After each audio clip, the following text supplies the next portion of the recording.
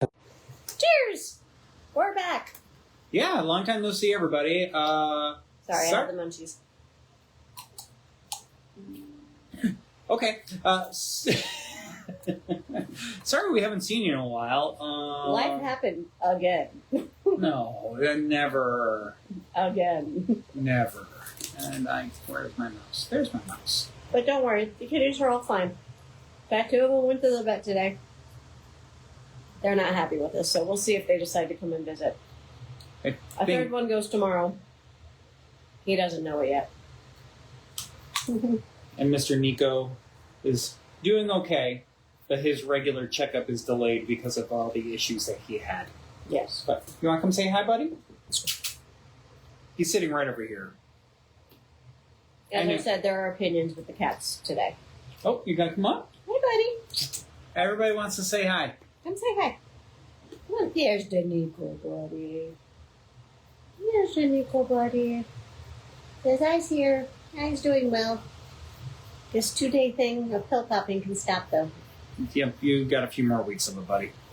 But anyways, so yeah, glad to have you here tonight. And yep, we are in the home stretch for getting through all 50 states. Working on it. I mean, we are. We are working on it. We got another one tonight. We're going to talk about Iowa. We got South Dakota coming up after that. Yep, South Dakota will be back within just a couple of weeks. And we got to be after that. I think we're under 10 definitely. Definitely under 10. But yeah. Ah, hey Dennis, how's it going? Hey Dennis. Yeah. So, but yeah, we got we made it through. Well, let's see. Gosh, since last time we made it through Warriors in Bloom. Yes. Had a fun time that weekend. And in the foreseeable future, really, we just kind of have tours on the schedule right now. Right now, yes. We do have some stuff shaping up for October. Yes, but people nothing. have been contacting us, and we're in the works with that. Yep. Yeah. So there will be some stuff in October, but yeah. In the meantime, kind of just rolling along with the tours. Got the sun is starting to set a little earlier, so great time to come on out and start getting that spooky stuff done. Yeah. But yeah, what do we say? We want to go ahead and dive into Iowa? You have some personal ties to Iowa. I do. I used to live there. It's there for 5-6 years. Mm-hmm. So I lived on opposite sides of the state, literally. But yeah, it was very interesting. I loved to go around, did camping stuff there, all that fun jazz. Sorry, I'm just updating our... So after today, we have 6 more states. Including South Dakota, which will be in 2 weeks. Yeah. So, yeah. Now that I had the list to look at. A couple of surprises on there. Anyways, we'll come back to that later. Anyway, yeah. Yeah, so for tonight, Iowa. Yeah, so my dad's family's from Iowa, and spent a couple of my early years there before we moved back east. Yeah. Yep. All right. I did not try to hit some of the big famous ones here. I wanted to bring out some of the other ones that maybe people have not heard about this. So you want to kick it off or you want me to? You can. I can? I'm getting wrapped. Hi, Mommy. Yeah. Your mommy. Yes. Yeah. Grandma says you're looking good there, buddy. But when most people picture Iowa, they probably imagine rolling farmland, college towns, quiet neighborhoods, and enough corn to make getting lost in a field feel like a legitimate travel hazard. It does. But the Hawkeye State has another side. Behind historic homes, old theaters, college dormitories, cemeteries, and buildings that have long since outlived their original purpose, Iowa has collected generations of stories about things that refuse to stay quiet. Some involve footsteps in an empty room, or shadows moving where no one should be standing. Others feature strange animals, relentless residents, helpful spirits, and one particularly an ominous cemetery monument surrounded by enough curses to require an instruction manual. As always, some of these stories are rooted firmly in history, others belong to folklore, rumor, and personal experience. And somewhere between the two is where things usually get interesting. So settle in as we head into the darkness for Haunted Iowa. We're going to start in the small Iowa town of Chelsea, where there stands a Victorian mansion where spending the night comes with an unusual possibility. The previous occupants may not have entirely checked out. That possibility becomes considerably less surprising once the building's former business is taken into account. Long before it became known as Periwinkle Place Manor, the property was the Hrabeck Funeral Home. Joseph Hrabeck founded the business in 1892, and for more than a century, the building served generations of local families during some of their most difficult moments. The funeral home finally closed in 2003, and the property eventually passed into private hands. By then, the old place had seen better days. Years of abandonment, flooding, and a serious fire had taken their toll. Jody Phillip eventually acquired the property and undertook the enormous job of bringing it back to life. She gutted, cleaned, repaired, and renovated the mansion, eventually transforming it into a gathering space and bed and breakfast. Sorry. We have a sir who's playing with a toy at the front of our TV stand, which is holding the camera. Yep. Philip was already operating a successful murder mystery dinner business, so allowing guests to stay overnight seemed like a natural extension. The former funeral home offered a certain amount of built-in atmosphere. There was, after all, no particular need to decorate around the elephant in the room, or, more accurately, the casket. Several coffins remained around the property, including an antique casket painted an unusual shade of periwinkle. That particular relic ultimately supplied the renovated mansion with its new name, Periwinkle Place Manor. Initially, Philip reportedly hesitated to make too much of the building's morbid history, but the building itself apparently had other plans. Not long after taking possession of the property, she began experiencing things she could not readily explain. Cupboard doors reportedly banged without assistance. Other doors opened and closed on their own. Guests and residents heard footsteps, humming, and even coughing when no obvious source could be found. Blankets appeared to move on beds. And then there was the table. It's always a table. Philip sometimes heard what sounded like a table being dragged around downstairs. When she investigated, she would reportedly discover that it had been overturned. Eventually, she moved the offending piece of furniture to the third floor, an area already reputed to be among the most active parts of the house. Afterward, the table apparently stopped misbehaving. Perhaps it simply wanted a room with a better view. Other objects developed reputations of their own. A doll and rocking horse in one guest room were both said to move without human assistance. The rocking horse attracted enough attention that curious visitors reportedly experimented with it themselves. They found that it was front-heavy and required considerable force to make it rock properly. When pushed, it tended to pitch forward rather than gently sway back and forth. In other words, if the horse really was rocking by itself, a draft was probably going to need a good lawyer. Yep. Philip's most unsettling personal experience, however, reportedly occurred outside the main house. On the property stood an old carriage house where hearses had once been kept during the funeral home days. Philip said that while inside, she saw what appeared to be the smoky figure of a man wearing a fedora. She came to believe that the property was genuinely haunted, though she remained careful not to promise supernatural encounters to paying guests. Whatever was occurring at Periwinkle Place, she regarded the paranormal side of the business primarily as entertainment. Still, reports continued. Visitors described disembodied footsteps and humming, doors opening and closing, objects moving, and occasional apparitions. Some journalists claim that cameras behaved strangely inside the manor, producing blurry photographs or images with an unexplained blue tint. Naturally, a former funeral home filled with antiques, coffins, and unexplained noises eventually attracted paranormal investigators. In April of 2016, journalist Sarah Jordan Hines joined a nighttime investigation of Periwinkle Place Manor. Among those participating was Adrian Lee, an author, radio host, psychic, and founder of the International Paranormal Society, along with members of SEE Paranormal from Marion, Iowa. Lee approached the building with an interesting theory. Because people had generally been brought to the funeral home after death rather than living there, he did not necessarily expect the spirits of former clients to remain behind. If anything appeared, he thought relatives or people personally connected with the property might be more likely candidates. Again, true. Makes sense. Yep. The strange experiences began before the lights even went out. Shortly after entering the manor, Jordan Hines felt what seemed like a drop of water strike her hand.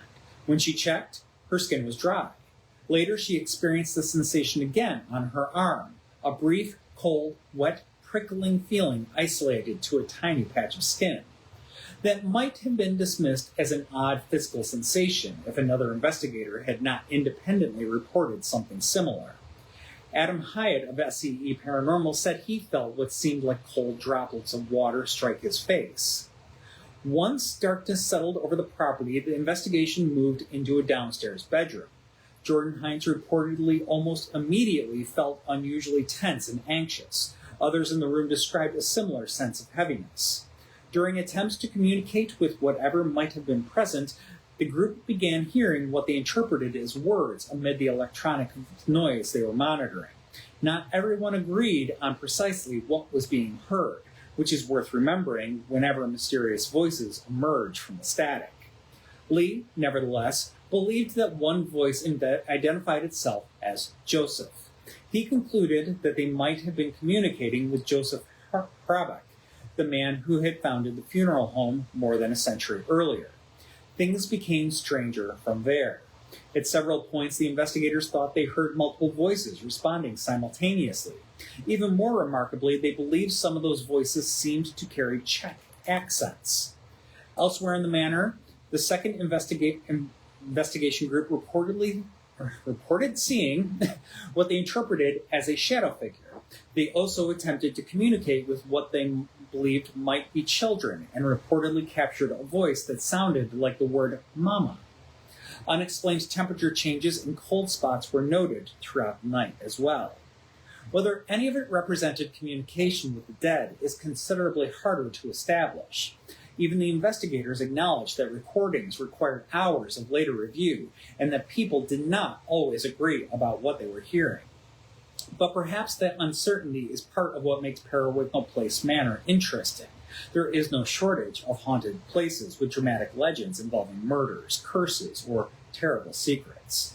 Periwinkle Place does not really need any of those. For more than 100 years, people entered this building during moments of grief and loss. Then the funeral home closed. The structure deteriorated, nearly burned, and was eventually rescued and transformed into something new. Today, people can sleep in rooms surrounded by antiques, while a few old caskets quietly remind them what the building used to be.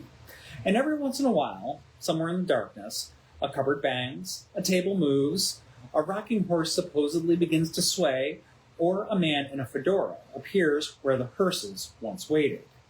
Maybe an old funeral home simply comes with strange noises, suggestible imaginations, and a considerable head start in the atmosphere department. Or perhaps Periwinkle Place Manor never completely stopped serving its former clientele. Now, a former funeral home may seem like the obvious place to go looking for ghosts, but sometimes the stories are not confined to a single building. Sometimes they spread across an entire neighborhood. Let's head down to Brown Street in Iowa City. And long before Brown Street became one of Iowa City's most picturesque historic neighborhood, it was already carrying the dead. The brick-paved streets sit on the city's north side, beneath the tall oak trees and among homes that date back to the Iowa City's earliest years. The neighborhood grew while Iowa City was developing as a territorial capital, and in 1994, the surrounding 15 acres were recognized as a historic district. At the far end of Brown Street sits Oakland Cemetery, and the beginning in the early 20th century, that was a little awkward. Sorry. The funeral processions regularly traveled this route on their way to the cemetery. After the street was paved with brick in 1907, Brown Street became a preferred path for local funeral corteges. Generations of mourners accompanied friends and relatives along the same stretch of road towards their final resting places. That does not necessarily make the neighborhood haunted. but it certainly doesn't hurt its resume. Over the years, Brown Street accumulated its share of unsettling stories. Local ghost hunters have pointed to deaths, at least one murder, and other tragedies connected with the neighborhood as part of the folklore that gradually gathered around it. But Brown Street's reputation seems to depend less on one dramatic event than on the experiences shared by the people who actually live there. University of Iowa professor Candace Wool heard of several of those stories firsthand. While attending the Iowa Writers' Workshop in 2014, Wool and some of her friends lived along Brown Street. One friend occupied a house already rumored to have paranormal activity. The alleged resident's ghost had a peculiar habit. It pulled hair.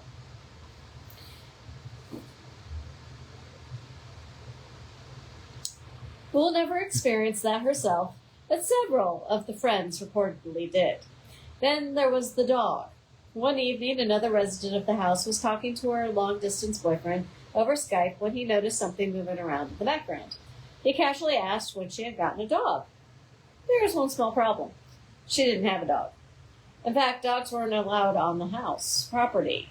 Nowhere. According to Wool, the boyfriend insisted that a white dog had been wandering around on her video feed. Now, it's difficult to know what's more unsettling, discovering that your supposedly pet-free house contains a mysterious white dog, or learning about it from someone watching you through a computer screen. I mean, we've heard of that before happening on cruise ships. Oh, yes. So...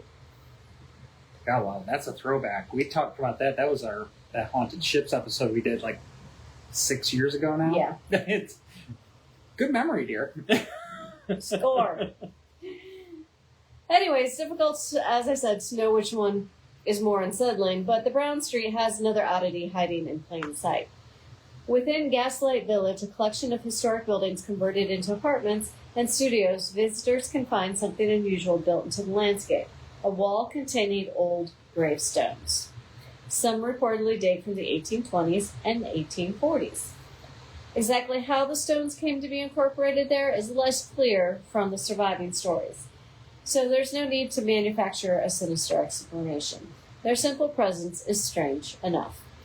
And apparently visitors agree. The gravestones have attracted ghost tours and paranormal enthusiasts often enough that the local residents seem to recognize the signs. According to Wool, people living nearby have occasionally encountered strangers hovering around the property and immediately guessed what brought them there. On a tour? They point towards the stones. At that point, the neighbor may simply have to accept his reputation. Brown Street does not have one of the famous apparitions or legendary haunted mansions.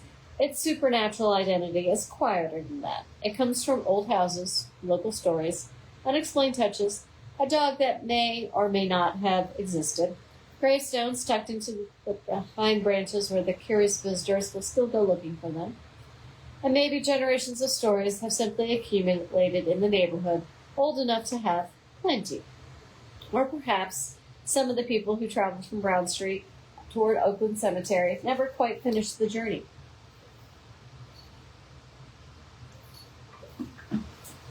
I didn't know if there was a comment. No, Okay. something else. So Brown Street has had generations to collect its strange stories, but not every historic home in Iowa City is quite so eager to cooperate. At Plum Grove Mansion, the ghosts, if there are any, seem perfectly content to keep to themselves. On the south side of Iowa City stands a house with a strong claim to history, a modest claim to haunting, and at least one longtime caretaker who remains thoroughly unconvinced. Plum Grove was once the home of Robert Lucas, the first governor of the territory of Iowa, who served from 1838 to 1841. After his term ended, Lucas returned to Ohio, but following an unsuccessful run for Congress in 1843, he and his wife sold their farm there and brought the family back to Iowa. Their new property originally covered roughly 360 acres and reportedly included extensive plum orchards, which may have inspired the name Plum Grove. Today, the property has been reduced to about 4 acres, but the house survives as a historic landmark open to the public. Visitors can tour rooms furnished to reflect Lucas family era and learn about one of the most important political figures from Iowa's territorial years. Naturally, because it is an old house filled with old furniture, one question comes up regularly. Is it haunted? Alexandra McKendry, executive director of the Johnson County Historical Society, has a fairly straightforward answer. In roughly 13 years of working in historic properties, including plenty of time at Plum Grove during both daylight and evening hours, she's never experienced anything she would consider paranormal. Not once. That does not mean stories have not found their way through the front door. In early McKendry's tenure, a volunteer told her about an unusual moment during one of his tours. He had taken a group upstairs where 3 bedrooms were open for viewing. The master bedroom, a boys' room, and a girls' room. Among the furnishings were period toys and a doll said to have belonged to one of Robert Lucas's granddaughters. As the tour approached the rooms, one woman suddenly became uncomfortable. She grew visibly frustrated and said she was getting a bad feeling from the area and refused to enter. And that was essentially it. No apparition stepped through the wall, no doll turned its head, no mysterious voice whispered from underneath the bed. One visitor simply felt strongly enough about the room that she wanted absolutely nothing to do with it. Been there, done that. Whatever caused that reaction remains unexplained. McKendry, meanwhile, continues to work around the house without incident, despite regular questions from reporters, visitors, and paranormal investigators hoping for something more dramatic. Her attitude towards the possibility of a resident ghost is refreshingly practical. If anything does remain at Plum Grove, she figures it must be reasonably content with her presence. After all, she is helping preserve the house and keeping its history alive. And that may be the least threatening ghost story in Iowa. Perhaps Plum Grove is not haunted at all, or perhaps, after nearly 2 centuries, its former residents are simply satisfied with the management. It sounds familiar. Yeah. I mean, it's not a dramatic story. Not at all. Not at all. It's an interesting historic location. And who knows? I mean, maybe McKendry is just somebody that's more like myself, not really sensitive to that kind of stuff. They don't experience it firsthand, but other people might. Yep. And you've done, as you said, you've done that whole nope. Yep. I walked into a room and turned right back around and said, don't like the energy. Yep. But it happens. Yeah, it does happen. And actually, that's kind of part of the reason why we threw it into this episode. It's not a dramatic haunting by any way, shape, or form, and it might not be a haunting quite at all. But that does fall right in line with any time you're dealing with the paranormal. Because we can't fully define it. It's one of those things where is it just bad energy that you sense? Yep. Or, even in the most infamously haunted locations, you can never truly be guaranteed an encounter or anything like that. The spirits, sometimes they like to take a night off too. Yep. And sometimes they just like to pet the kitties, as this one knows. Yeah, isn't that right? Yeah, you get pets from our ghost. But, yeah. We will move to another location that does have a few more infamous hauntings. Yeah, do not bite me. So, yes, I smell like Doritos. All right. So, Brown Street has generations to collect its strange stories, but not every historic home in Iowa City is quite so eager to cooperate. I think you just transitioned twice there. The same transition from before. Anyway, we'll skip this transition. oops, I'm just like, wait a minute, I just read that. I made a mistake. That's okay. My bad. We're going to go over to a theater now. Because, as we know, theaters are always haunted. Always. Always. Always. Every theater has traditions. Some involve opening night rituals, others involve lucky props, forbidden words, enough backstage superstition to make a professional gambler uncomfortable. And then there are the ghost lights. At the University of Iowa, the old theatrical tradition fits perfectly inside of the E.C. Mabee Theater, where one of the department's early leaders may still be keeping an eye on the productions. Edward Charles Mabee was one of the central figures in the building of the university's theater program and became such an important figure in its history that the theater ultimately took his name. According to campus lore, his association with the department may have continued beyond his lifetime. Fortunately, Mabee does not seem to have developed much of a reputation for terrorizing students. He does, however, have opinions. The one long-standing joke within the department claims that maybe he hated musicals. So whenever something went wrong during a musical production, there was an obvious explanation. Baby did it. Missing props? Maybe. Technical problem? Probably maybe. Something inexplicable backstage during a particularly enthusiastic song and dance number? The founder had registered another complaint. The stories are usually told with affection, not fear. Art Borica, the co-head of the University of Iowa Playwrights Workshop, recalled hearing another example in his early career. A colleague received a gift from the department's late secretary, Diane Topeka, apparently attributed to Maybe's ghost. When Borica asked about it, Topeka reportedly reacted as though there were nothing especially unusual about receiving presents from a dead faculty member. Of course, Maybe was still around. And apparently sometimes he leaves things for people. That puts him in a fairly exclusive category among theater ghosts. Many allegedly slam doors to frighten stagehands, maybe in the handling of gift distribution. The theater also maintains another tradition common to stages across the country, leaving a single ghost light burning after everyone has gone home. The practical explanation is simple. A dark stage is full of scenery, equipment, drop-offs, and other excellent opportunities to injure somebody who's walking through without any light. The folklore is considerably more entertaining. Some say the ghost light keeps spirits away. Some say that it does exactly the opposite, giving the theater's ghost enough light to take the stage after everyone else has left. Faculty members who have spent their careers in the theater tend to know that the practical explanation fits perfectly well. They are also willing to admit that the supernatural one is more fun. And at the theater, a theater named for a founder who supposedly hangs around, dislikes musicals, and occasionally leaves presents, there is little reason to spoil a perfectly good tradition. If Edward Charles Maybe really does remain somewhere inside the building, he seems less like a trapped spirit than a faculty member who simply never stopped coming to work, aka one of the Hogwarts members. Most teachers can relate, I think. Yeah. And maybe keep an eye on him when the next musical happens. All right. And a friendly theater, that's probably the part of the problem. A friendly theater ghost is one thing. A towering black cemetery angel surrounded by curses, warnings, and more than a century of unsettling folklore is something else entirely. At Oakland Cemetery in Iowa City stands an angel that seems to have missed the memo about being comforting. With enormous wings, a bowed head, and a dark greenish-black surface, the monument towers over the Feldwert family plot. Time and vandalism have damaged it, leaving the figure with missing fingers and an appearance that has only helped strengthen its sinister reputation.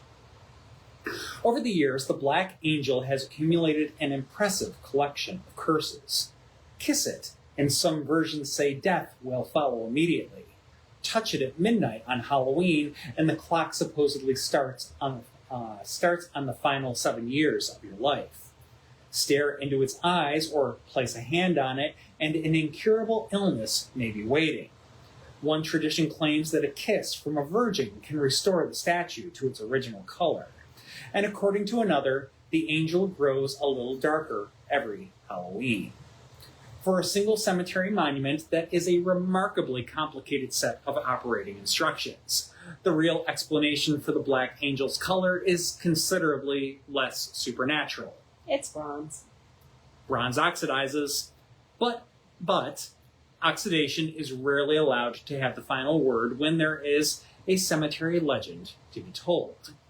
And behind all those curses, however, is the story of a real woman named Teresa Dolitz Feldwert. Born in what is now the Czech Republic in 1836, Teresa eventually came to Iowa City, where she worked as a midwife.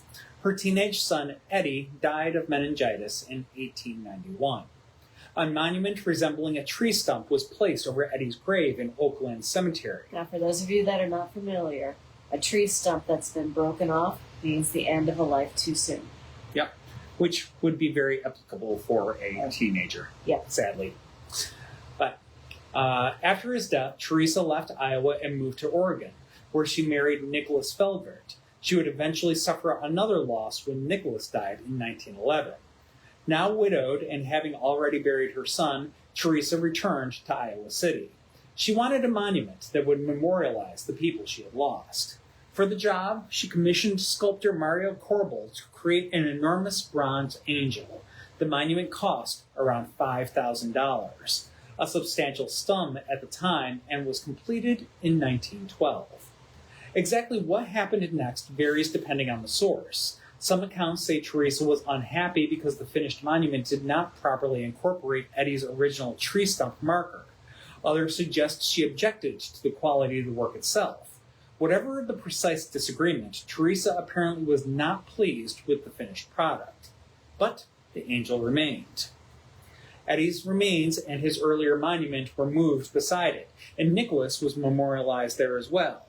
Years passed. Then people began telling stories. Bronze naturally develops a darker patina through oxidation, although contemporary reports suggest this particular angel became unusually dark very early in its life. One version claimed lightning struck the angel after Teresa's burial. Another insisted that some terrible secret lay beneath it. And perhaps the most enduring claimed that Teresa herself had been a witch whose wickedness caused the monument to turn black. There is no good evidence that Teresa was anything of the sort. What the historical record actually reveals is considerably sadder. She was a woman who had outlived both her son and her husband and spent a remarkable amount of money creating a monument to preserve their memory. In a 1925 Des Moines Register article, Blanche Robertson recalled interviewing Teresa shortly before her death the previous year. By then, Teresa was elderly and ill. She spoke simply about the deaths of Eddie and Nicholas and acknowledged that she believed her own life was nearing its end. It was hardly the confession of a cemetery witch. It sounded much more like an aging woman reflecting on the people she had loved and lost. Teresa died on November 18, 1924. Her ashes were placed beneath the monument. And somehow, over the generations that followed, grief became a curse. The transformation was not harmless. Excuse me. The Black Angel became a destination for thrill seekers, particularly around Halloween. Touching or kissing, it developed into a rite of passage for generations of young visitors. The monument has repeatedly suffered vandalism, and security has had good reason to discourage anyone from testing the various legends personally. Not because the angel is necessarily going to kill them, because it is still somebody's grave. That distinction can get lost when cemetery folklore becomes sufficiently famous. There are also reports of unexplained voices, strange lights, and other paranormal activity around Oakland Cemetery. Whether anything supernatural actually happens there is, as usual, a matter of interpretation. But the Black Angel does not need a curse to be compelling. It already has everything a good ghost story requires: an eerie appearance, an old cemetery, generations of whispered warnings, and enough contradictory folklore to ensure that virtually any encounter with it can be interpreted as dangerous. Yet underneath all of that stands something much simpler. A mother lost her son, then she lost her husband, and she commissioned an angel to watch over them. More than a century later, that memorial has become one of Iowa City's most famous legends. The stories are worth enjoying, but Teresa Feldvert deserves to be remembered as something more than the witch whose story deserves to be remembered as something more than the witch those stories eventually made her. I put a lot of tongue twisters in this. Yes, you did. I'm sorry. That's okay. It happens to us all. All right. The Black Angel shows us how easily tragedy can grow into a legend over time. At our next stop, the stories have accumulated around an entire building, along with a cast of supposed residents who may never completely have moved out. We're talking about Malvern Manor in Malvern, Iowa. It's in the southwest corner of Iowa, and the small town of Malvern owes much of its existence to the railroad. Established in 1869 alongside the expanded Burlington and Missouri River Railroad, Malvern grew into the kind of town where travelers, laborers, salesmen, and farmers regularly crossed paths. And naturally, all those people needed somewhere to sleep. One of those places would eventually become known as Malvern Manor. The building began as a family home of Isaac Ringland before being converted into a railroad hotel in the 1890s, later becoming associated with the Cottage Hotel, and rather than being constructed all at once, it expanded gradually through the late 19th and early 20th centuries. Even today, the architecture reportedly gives away its complicated history. Narrow corridors dating from the hotel days suddenly meet wider hallways and additions constructed for an entirely different purpose decades later. I'm sure OSHA has a field day with this place. Just saying. You're not wrong. During the railroad era, the hotel was more than a collection of rented rooms. Traveling salesmen stayed there, community events took place inside. Some people became long-term tenants, and doctors reportedly used the rooms while treating patients in Malvern and the surrounding countryside. The railroads eventually surrendered much of their passenger traffic to automobiles, and the building entered a very different chapter. By the 1950s, the former hotel had become a rest home. Later, it developed into a residential care facility serving elderly residents and people with mental health conditions and intellectual or developmental disabilities. Additional wings were constructed, including a larger medical section in the 1960s, and over the years the facility operated under the names including Nisha Cottage and Heritage House. For generations of local residents, this was not a haunted attraction. It was a workspace. It was home, or it was simply a place where somebody they knew was being cared for. Eventually, the facility closed, and the building sat empty. Much of what had been inside was reportedly left behind: wheelchairs, furniture, medical equipment, personal belongings, handwritten notes, and other remnants of everyday life remained scattered throughout the rooms. Which, admittedly, is almost unfair. If someone were designing a building specifically to attract paranormal investigators, abandoned former hotel turned residential care facility with medical equipment, furniture, and personal belongings still scattered through the rooms would be a little too obvious. Malvern Manor did not remain forgotten for long. By the 2010s, reports of shadow figures, strange voices, footsteps, moving objects, and other unexplained activity were helping the building develop a reputation well beyond southwest Iowa. Then, paranormal investigator and filmmaker Josh Hurd first encountered Malvern Manor almost by accident. He had planned to film a paranormal documentary at a reportedly haunted cafe across the street. Unfortunately, noise from a nearby bar made filming difficult. Hurd stepped outside, frustrated, and encountered the owner of the old manor. The owner noticed the cameras. A conversation followed, and Hurd suddenly had another haunting building to investigate. Opportunity knocks. After Hurd experienced things inside the manor that he could not explain, the idea emerged of opening the property to other paranormal investigators.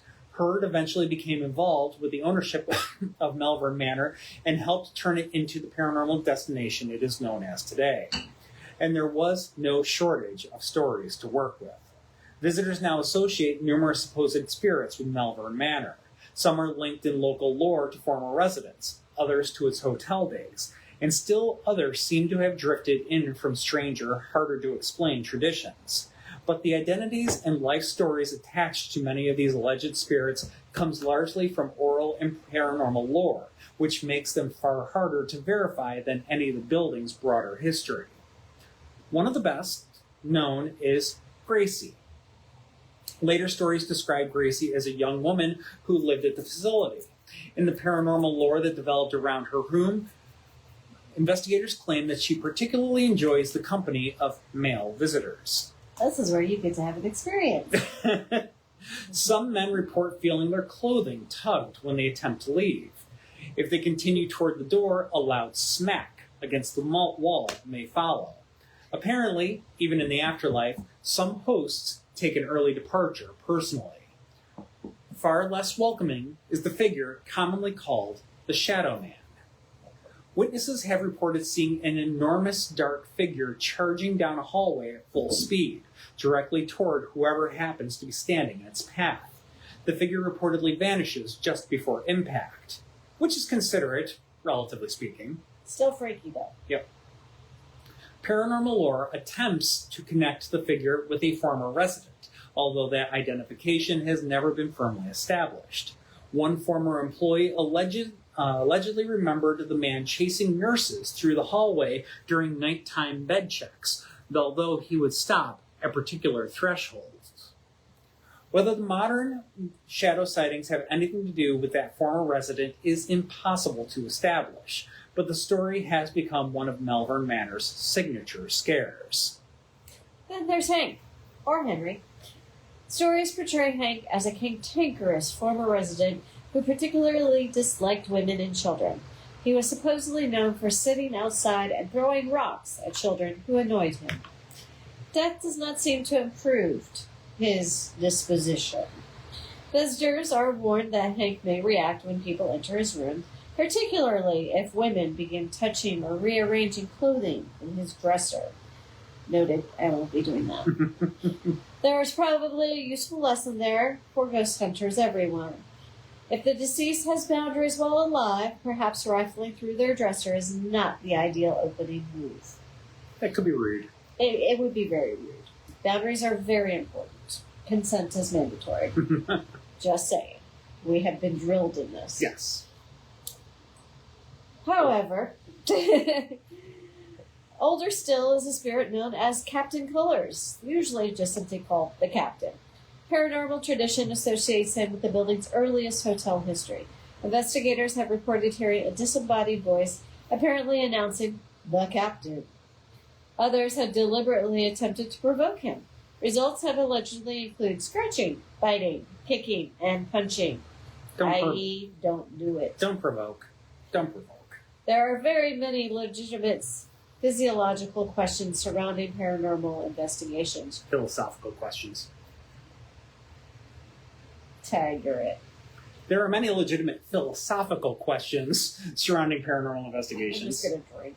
I'm sorry, I put in big words. You did, and I'm tired and sick, apparently. No, you're not allowed to be sick. Anyways, I digress. We should, excuse me, should we intentionally insult the invisible person believed to be capable of punching us?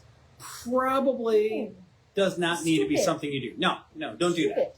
Now, those four figures represent only a portion of Malvern Manor's supernatural population. Other stories involve former residents, unexplained children, shadowy figures, and even Inez, a 12-year-old girl whose tragic death occurred nearby rather than inside the manor. Her supposed presence at Malvern belongs firmly to later paranormal lore, and even believers have questioned why her spirit will be associated with a building where she did not die. She could have liked it. She could have liked the look of it.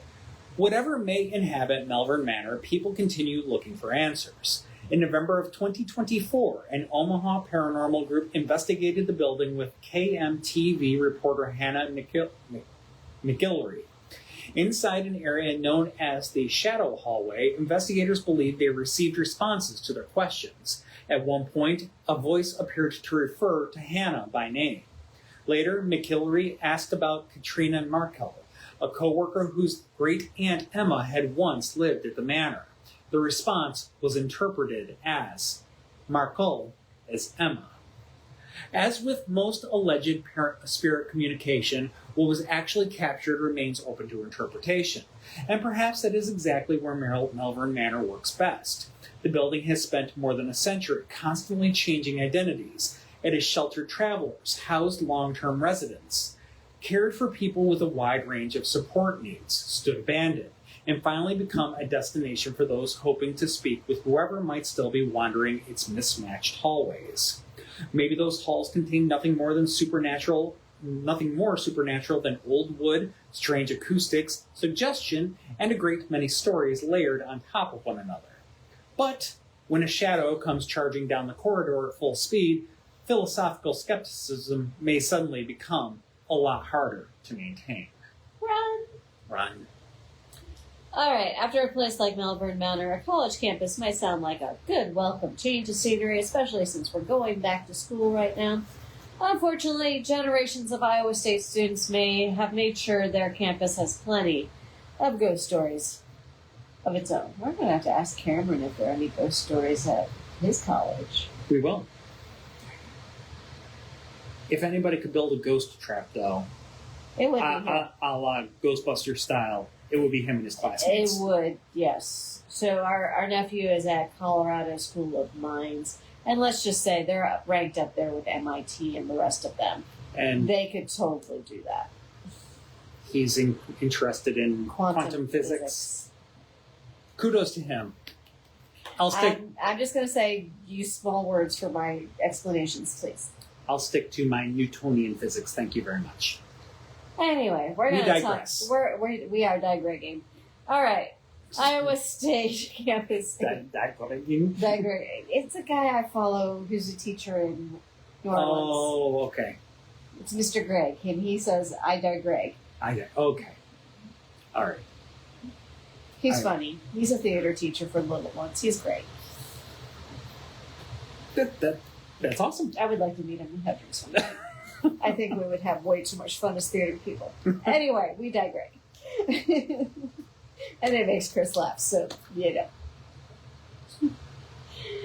Nico, stop downloading. You don't have enough brain width for that. Anyways, College campuses are almost designed to collect ghost stories. fact. They have old buildings, generations of students passing through. Carry on. Be ready to catch late nights, empty hallways, sleep deprivation, and just enough institutional architecture to make nearly any basement look suspicious after midnight. Nico, that's so not flattering. Windshield wiper tail. Hope you all enjoyed that show. Iowa State University has plenty to build its collection. The university's oldest surviving structure dates to 1860, before Iowa State was even fully established as the institution students know today. Now called the Farmhouse Museum, the building once stood on the center of the school's early agricultural work and was eventually restored to the 1970s as a museum devoted to Iowa's farming history. Given its age, it has naturally acquired a few stories. Museum objects are said to move without assistance. Window shades reportedly raise and lower themselves. Flatware arranged on tables has shifted position between visits.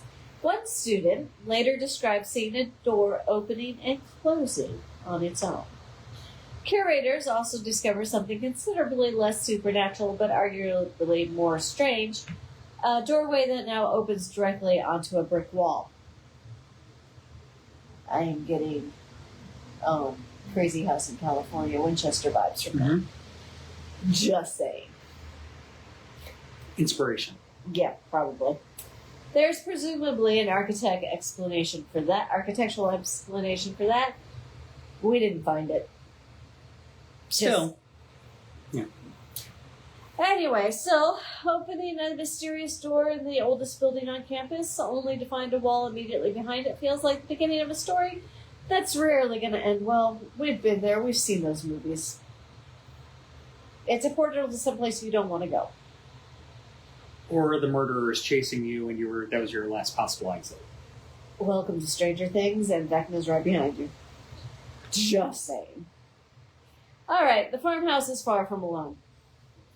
Around Iowa State, stories have accumulated about unexplained giggling inside Stevens Auditorium, a mysterious specter watching performances from the balcony, apparitions in Fisher Theater, books flying off the library shelves, cold spots appearing where none should exist. We got it all. Mm-hmm. Bring in the Twinkie effect and we'll rewrite Ghostbusters. I love that movie. We need to watch it again because I need to do a costume. Yes, you do. Movie tournament. Okay. Lake Laverne has its own reputation. Visitors have described figures seeming to emerge through the mist, while nearby Memorial Union is said to echo with unexplained moans and groans. Even Bashir Hall, home to the university administration, supposedly has a ghost janitor walking through its corridors. Now that one I'm okay with. If he vacuums, I am totally down with that. Ghosts that clean? Please come. Yeah. I'll leave treats for you. What do you want? That's top tier welcome haunting right there. Yes. If you cook, even better. Just don't burn my house down. It's all I'm asking. I digress again. Apparently, death offers no guarantee of escaping campus bureaucracy. Some of Iowa State's gentlest stories, however, come from its cemetery. Students seeking solitude have sometimes gone there during difficult moments, expecting nothing more than a quiet place to think. According to campus lore, some did not remain entirely alone. Several students reportedly described the sensation of invisible arms gently wrapping around them, almost as though someone were offering a reassuring embrace. The identity of the supposed spirit is uncertain, although legend claims it may be someone who lost a child and now comforts distressed students who wander into the cemetery. Another cemetery story involves a longtime groundskeeper and his dog. Ghost dog. The man supposedly spent years maintaining the grounds with a beloved dog by his side. He was so attached to the animal that when the one dog died and another eventually took its place, he gave the new companion the same name. After the groundskeeper himself died and was buried in the cemetery, students began reporting the sound of a dog barking playfully among the graves. Those who followed the sound were said to find themselves standing near the groundskeeper's resting place. For once, a cemetery ghost story seems considerably more interested in companionship than terror. Well, the same cannot be said for one of the stranger legends associated with Birch Welch Roberts Hall. The story is best treated as campus folklore rather than documented history, but it has been told as an encounter involving two university public safety officers making their nighttime rounds. According to the legend, the officers noticed what appeared to be a young man standing on a large white balcony where students were not permitted. They called for him to come down. Instead, the figure supposedly jumped straight upward. Not down, up. Witnesses claimed that he landed on a roof approximately 2 stories above the balcony, then squeezed through a window leading toward the attic. Okay, that's freaky shit. Yeah, it is. At that point, what began as a routine rule violation had presumably become a considerably more complicated incident report. That's paperwork. Yeah. We don't like paperwork. The officers rushed inside and climbed toward the attic in search of the mysterious figure. There, according to the story, they discovered the body of a student who had reportedly been missing for some time. The details surrounding the death vary with telling, and there is little reason to treat the account as verified history. But as a campus legend, it has all the necessary ingredients: an inaccessible balcony, an impossible leap, a nighttime pursuit, and a disturbing discovery waiting at the end. Still, if Iowa State students were asked to nominate the campus building most deserving of a paranormal warning label, Friley Hall would have a strong case. One of the university's oldest residence halls, Friley has accumulated enough stories that simply receiving a room assignment there can apparently qualify as the beginning of a ghost story. Most of its darker legends center on a basement room, sometimes called the Devil's Legion Room, or in other retellings, Satan's Legion. All right, is there an asterisk next to that number when they do the drawing? Yeah, right. I just want to know. The room reportedly sits behind 2 heavy doors and was described in one account as unused because it did not meet code requirements. Okay, that's a plus. Yeah. That alone would probably be enough to inspire generations of students. A permanently unused basement room behind heavy doors is practically folklore fertilizer. Students have reported unsettling dreams involving the space, including being trapped inside while the walls appeared to bleed. Others claim strange sounds and unexplained activity occur around the entrance. One account came from a student working in Friley during summer break. With most residents gone, the building was unusually quiet. After finishing work, she walked through the basement on her way out. But as she passed the unused room, something slammed violently into the doors from the other side. The sound was described as though someone had thrown a shoulder into them. There was no obvious reason anyone should have been inside. The student made the entirely reasonable decision not to investigate. Okay, so she saw Nightmare on Elm Street. Yeah. Learned her lesson. Got it? Some mysteries deserve persistence. Others deserve a brisk walking pace toward the nearest exit. Taken individually, most of Iowa State's ghost stories are impossible to prove. Some probably began as jokes. Others may have grown with every retelling as students passed them from one class to the next. That is part of the charm of campus folklore. Universities constantly replace their populations. Every few years, nearly everyone who heard a story firsthand graduates and moves on. But the stories stay. A strange dog still barks in the cemetery. Someone may still be sitting in the theater balcony. The shades in the old farmhouse may move when nobody is looking. And somewhere beneath Friley Hall, behind two heavy doors, something may still be waiting for the next student unfortunate enough to hear a sudden crash from the other side.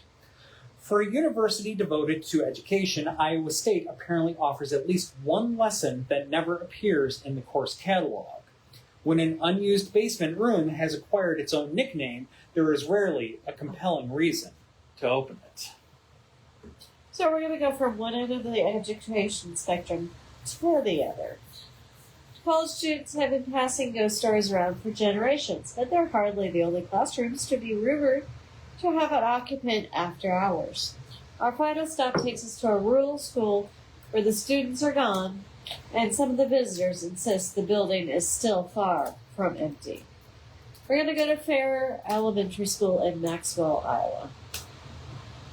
There are certain buildings that do not need much help to develop a haunting reputation. An abandoned elementary school sitting by itself in the Iowa countryside with an old cemetery across the road is one of them. Fair Elementary School was built in the early 20th century on farmland donated for the purpose. For generations, children passed through its classrooms, climbed its staircases, filled the hallways, and then spilled out to the playground for recess. Eventually, the school closed, and it sat empty for several years. By the time Jim and Nancy Oliver purchased the building, nature had begun reclaiming part of the property. The old playground was overgrown. Dust and cobwebs gathered in the hallways. Lockers stood open. Floors creaked beneath every step. It had atmosphere, just to say the least. According to the Olivers, it was not entirely empty. Voices were heard inside the building when no one else seemed to be there. Doors reportedly slammed without explanation. Visitors described shadowy figures moving through the halls, and a small boy was supposedly seen standing motionless on a staircase. One of the stranger stories involved an experience that was almost hopeful. While one of the owners was climbing the stairs, they lost their natural balance and felt something steady them before they actually fell. If there were ghosts at Fair, at least one of them takes the stair safety very seriously, which we could all be thankful for. Mm-hmm. The building gradually became a destination for paranormal investigators, and among those drawn to it was the construction engineer Will Kronkel. Kronkel was not exactly arriving as a skeptic. He had believed in ghosts since childhood, and he said he had grown up in a haunted house in Utah. So when he learned that his employer got involved with work at the old school, he was not dreading the encounter. He was actually hoping for one. Farrer gave him exactly what he wanted. The experience happened in the basement, of course. Like basements everywhere, Farrer's already had a considerable atmospheric advantage. The old boiler room and the surrounding tunnels were dark, industrial spaces far removed from the bright classrooms above. It was there that Kronkel reportedly encountered the figure that would become one of the school's best-known paranormal residents, the Shadow Man. Dun, dun, dun. Kronkel described seeing a towering dark figure standing inside of the basement passages. It had eyes. Not ordinary eyes, no, we're talking deep, dark red ones. The figure simply stared at him. Conkle stared back for approximately 2 minutes, according to his account, and neither one moved. Did you say if they flinched? I don't know, but that's an incredibly long time to have a staring contest with a shadow figure with red eyes. It is, but I mean, he was down with it. Anyway, it is considerably longer than many people would voluntarily maintain this eye contact with a showering shadow figure in an abandoned school basement. Then the encounter became stranger. This figure suddenly moved upward, appearing to travel onto the ceiling, and just for an instant, Conkle said its appearance changed. The towering shadow seemed to fall away, and he caught a glimpse of what he said looked like the face of an elderly man. Then it was gone. Conkle came to believe that the shadow man might represent somebody who once worked in the building, although there's no reliable way to establish the identity of the apparition, assuming that something paranormal was there at all. Other visitors nevertheless reported seeing a similar dark figure in the basement. Some have also claimed to hear an angry male voice ordering them to get out, which under the circumstances seems like a fairly straightforward message. The basement may have produced Farrier's most dramatic stories, but the rest of the school contribute plenty of its own. Investigators have reported hearing children laughing or playing in empty rooms and hallways. Disembodied voices have been captured or heard throughout the building. And then there's the kitchen. Jim Oliver originally considered himself a skeptic. That began to change after different paranormal groups investigated the school and reportedly came back with similar impressions of the kitchen. Several believed that a woman remains there. Some claimed to hear her singing. Others said they sensed or saw what appeared to be a former cook. What particularly caught Oliver's attention was that the multiple groups reportedly supplied the same name for the woman without being told what earlier investigators had concluded. The repetition was enough to make him reconsider his skepticism.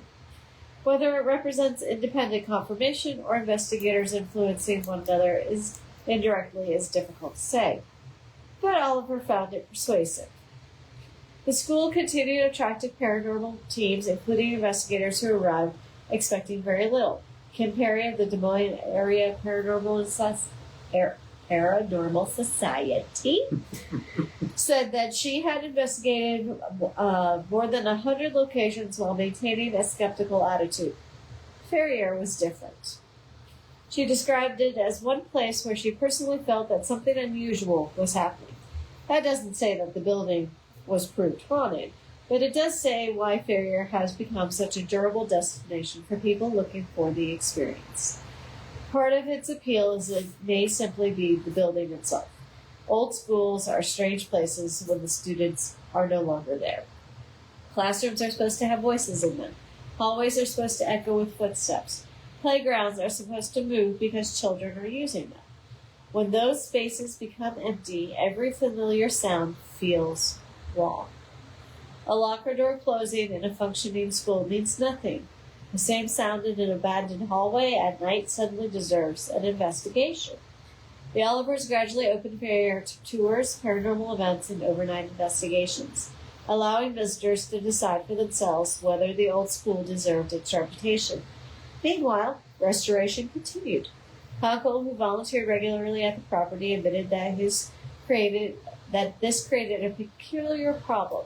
He loved the building and wanted to see it preserved, but every repair also removed a little of what made it so wonderfully creepy. That may be the central contradiction of Ferrier Elementary School. The better the owners care for it, the less it looks like an abandoned haunted school for people to come and see. The floors get repaired, the rooms get cleaned, the decay slowly retreats, but the stories remain. The school has since changed hands, but it remains open to paranormal investigation while restoration continues. Visitors still listen for children in the empty hallways. Some wait for women to sing in the kitchen. Others head downstairs hoping to have an encounter with the Shadow Man. Maybe all of it can be explained by expectation, old building noises, shadows, people arriving at an eerie location already hoping something's going to happen. Or maybe the restoration crews are not the only ones who keep returning to Ferrier Elementary School. Either way, if a towering shadow with red eyes appears in the boiler room and tells somebody to leave, Skepticism can probably continue the discussion from the parking lot. Or maybe the swings. Maybe. Not inside. No, Not in the basement. not in the boiler room. Not in the boiler room. From funeral homes and quiet neighborhoods to college campuses, cemeteries, and abandoned classrooms, Iowa's ghost stories seem to have found their way into just about every corner of the state. Some are tied to real people whose lives deserve to be remembered beyond the legends that grew around them. Others survive as campus tales, local traditions, and strange experiences that stubbornly refuse to offer easy answers. Maybe that is part of what keeps these stories alive. A shadow in a hallway can be dismissed, a mysterious voice can be questioned, and an old building can creak for perfectly ordinary reasons. But every now and then, something happens that leaves even the skeptics wondering. And in Iowa, apparently, there are plenty of places willing to provide the opportunity. Until next time, keep the lights on, respect the dead, and if something in the basement tells you to leave, maybe listen. That was a fun episode. It was. And with that, we will see you in 2 weeks. 2 weeks for Haunted South Dakota. Yes. We will get that information up on Facebook in the near future. But in the meantime, don't forget, tours. We got them offered just about every night. Yep. Almost. Not this Wednesday. This Wednesday we're having a haunts get together. Team meeting Yep. and dinner. Yep. So a little fun get together for the team. But yeah, and spooky season. Spooky season's here. Yeah. Spooky season. It's 365 for us. Yeah, it is. But for everybody else, it ramps. It starts ramping up in September. I mean, for us, it starts ramping up in July. Yes. I mean, for us, it's all year round. But after July 4th, it's like it's spooky season. It's like, all right, nothing else, straight ahead to Halloween. But anyways, because I start planning my Halloween setup, and this year it's Ghostbuster themed. Beverly says, "I was listening while driving. If something tells me to leave, they don't have to tell me twice." Agreed. Been there, done that. We're good. That's logical. But yes, so thank y'all for watching. Yes. At the very least, hope to see you back here in a couple of weeks.